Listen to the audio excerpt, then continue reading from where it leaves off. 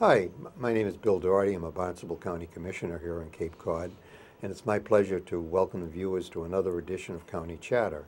County Chatter is a program that's intended to give the viewers some idea of some of the regional programs and things of regional interest here in Cape Cod.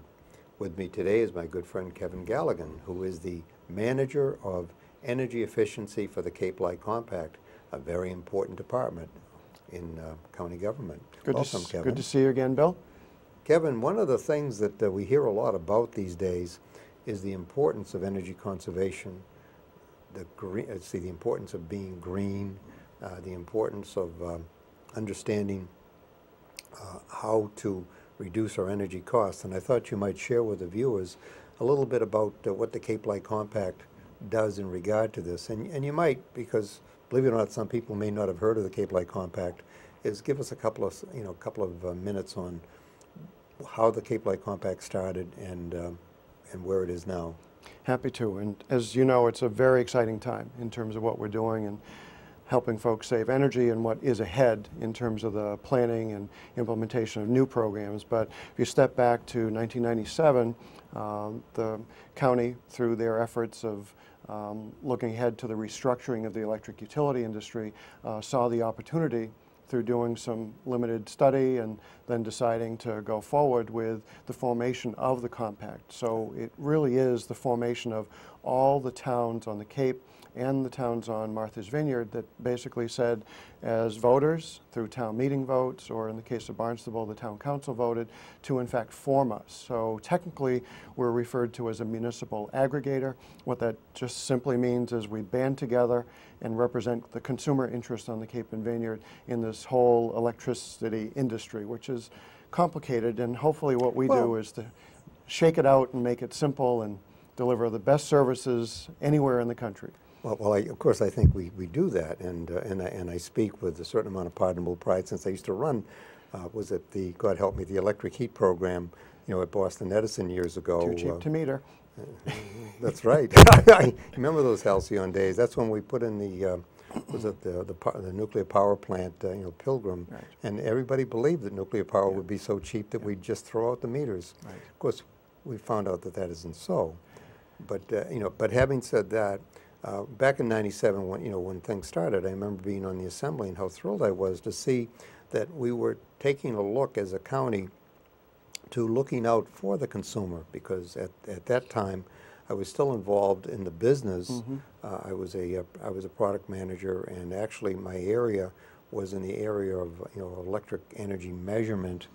But the fact that the Cape Light Compact was formed to be an advocate for consumer interest makes it different than an electric utility, because at an electric utility, enhancing shareholder value and increasing the amount of energy that's used was the was our motto, because we don't make money unless the meter turns, and the more the meter turns, the more money that comes in. Right. And I recall that there was one instance where we had I was very proud of it. It was an energy conservation program, but then we had to go to the DPU and raise the rates because we needed we needed to get some money coming in. So the difference between the Cape Light Compact and now National Grid is that when we save the consumer money, we don't come back to them and say, we need to generate more income from you because we've saved you some money. The savings stay there. That's true. Now, there's a lot of talk about green, and I think both of us are on Cape Light Compact Green. The power supply, right. Right, and then there's such a thing as the Green Communities Act. Exactly.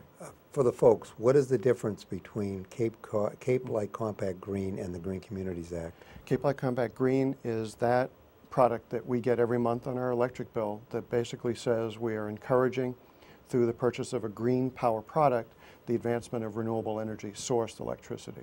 Now, renewable energy for folks is not just wind. That's correct. Okay. It's hydroelectric power that could be coming from dams in Western Mass or up north. Could also be electricity that's produced by landfill gas. These landfills that have been collecting our refuse over many, many years, packing it nice and tight, and over time there's a breakdown of the product that generates methane. That methane, when it's captured, can be used as a fuel source for an engine that's producing, quote, green electricity, because it actually came from us. So it's a full cycle of the process. So those are just examples of renewables. Solar on people's roofs, whether it be large scale or even small homes and businesses that are putting photovoltaics, that's actually a contributor to our green products as well. And it's great. It's nice to see, folks, you and I, there are, I believe last count was in the neighborhood of 1,600 customers that are on the Cape and Vineyard that have really stuck with the program.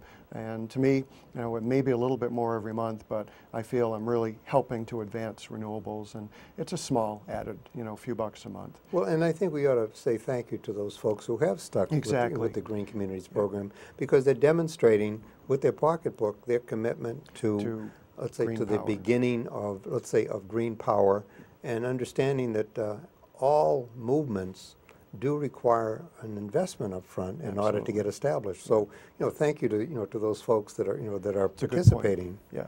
So the green power. So that's green power. Right. And then, again, whether you're watching, HGTV or everything is green today. But the Green Communities Act was this broad, far-reaching legislation that was passed last year in the Commonwealth of Massachusetts to really put us in the lead in terms of advancing the reduction of energy use, also the benefits that those reductions in energy use bring to the environment. Fewer emissions of fossil fuel power plants actually help the environmental attributes of cleaner air. So that's a third one. And third is by focusing on renewable energy sources as well as all the energy efficiency, our dollars stay here.